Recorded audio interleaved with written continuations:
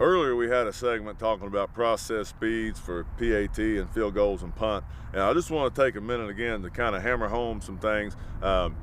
In high school, what you're looking for is a snap of .80 or better. If you're .80 and you're accurate, you're doing great things. Now that's not to say if you're a little bit slower and accurate that you can't get by with it. Just to understand that the process speed in high school is typically a little bit slower than it would be at the college or pro level. So 8 flat is kind of your benchmark, but if you're a little slower, you'll probably be okay. If you're faster, that's just gravy for your punter, but you've got to be accurate. Now at the college level, it's gonna speed up on you a little bit because the process speed is gonna speed up a little bit. So now you're looking at a .75 or less, okay? So if you're around .75 or under, you're doing great things at the college level. The pro level, you'll see a lot of those people getting down around 7 flat.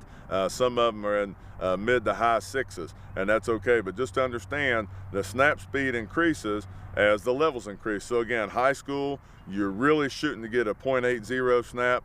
College, hopefully you can be at .75 or less. And at the pro level, you're going to be down the low 7s, 7 flat, or maybe even in the high 6s. So those are some ranges for you there. Another thing we're going to talk about in this segment is how to time.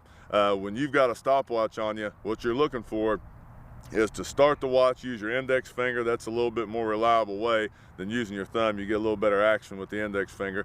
And you're going to start the clock on the very first movement of the ball. We spoke a little bit before about hitching and how that can foul up your times. Well, this is how.